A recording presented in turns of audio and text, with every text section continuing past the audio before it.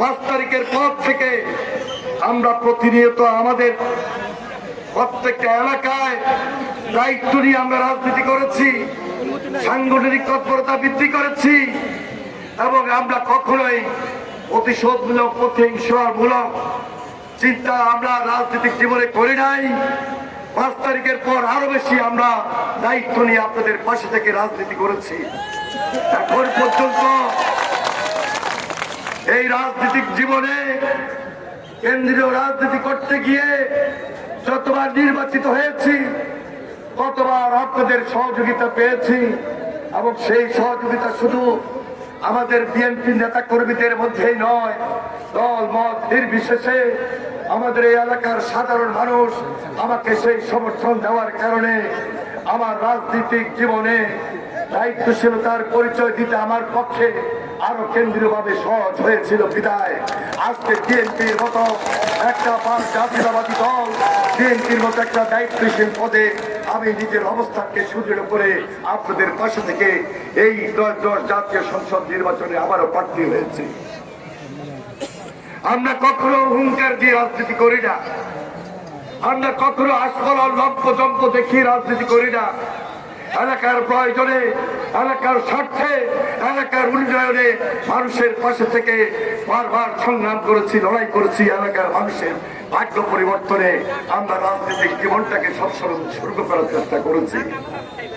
উৎসর্গ করতে গিয়ে আপনাদের পাশে থেকে বিপদে আপদে সবসময় এমন ভাবে কথা বলার চেষ্টা করেছি।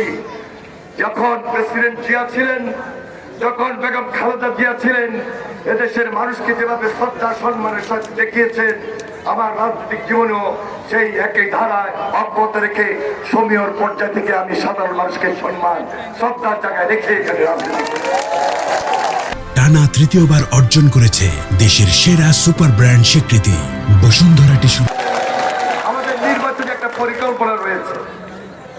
12 তারিখে নির্বাচন, ইনশাল্লাহ যেভাবে বাংলাদেশ জাতীয়তাবাদী দল আজকে দেশের মানুষের পাশে দাঁড়িয়েছে, যে আস্থা বিশ্বাস অর্জন করেছেন জনাব তারেক রহমান, প্রত্যাশার জায়গা থেকে বলছে ইনশাল্লাহ 12 তারিখের পর থেকে এই বাংলাদেশ জাতীয়তাবাদী দল এই দেশের সরকারের দায়িত্ব গ্রহণ করবে এবং আমাদের চেয়ারম্যান জনাব তারেক রহমান ধারাবাহিকভাবে পিতা মাতার পরে, পিতা ছিলেন প্রেসিডেন্ট, মা ছিলেন 3 বারের প্রধানমন্ত্রী, এই পরিবারের আরেকজন সদস্য জনাব তারেক রহমান এদেশের প্রধানমন্ত্রী হয়ে দেশের মানুষের পাশে থেকে বাংলার মানুষের পাশে থেকে এই বাংলাদেশের উন্নয়ন, গ্রামগঞ্জের উন্নয়নকে সর্বোত্তমভাবে সহযোগিতা করে এগিয়ে যাবেন।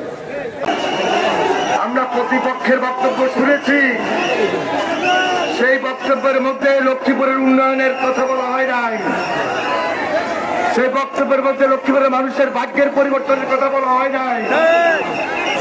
লক্ষ্মীপুরকে সন্ত্রাস মুক্ত, মাদক মুক্ত, লক্ষ্মীপুরকে একটা সুন্দর লক্ষ্মীপুর, সচেতন লক্ষ্মীপুর করবেন, আধুনিক লক্ষ্মীপুর করবেন, লক্ষ্মীপুরের দায়িত্ব গ্রহণ করবেন, তা না বলে আমরা দেখেছি হুঙ্কার দিয়েছেন, আস্ফলন দেখিয়েছেন, ধমক দিয়েছেন, ট্রেক করেছেন।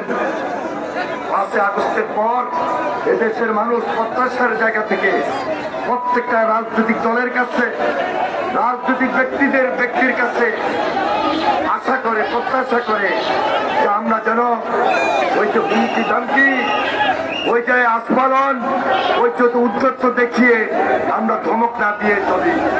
মানুষ চায় যে আমরা একটা গঠনমূলক রাজনীতি করি, মানুষ চায় লক্ষ্মীপুরের মানুষের পাশে দাঁড়াই, বাংলাদেশটা নতুন ভাবে গড়ে উঠুক, নতুন ভাবে নির্মাণ হোক।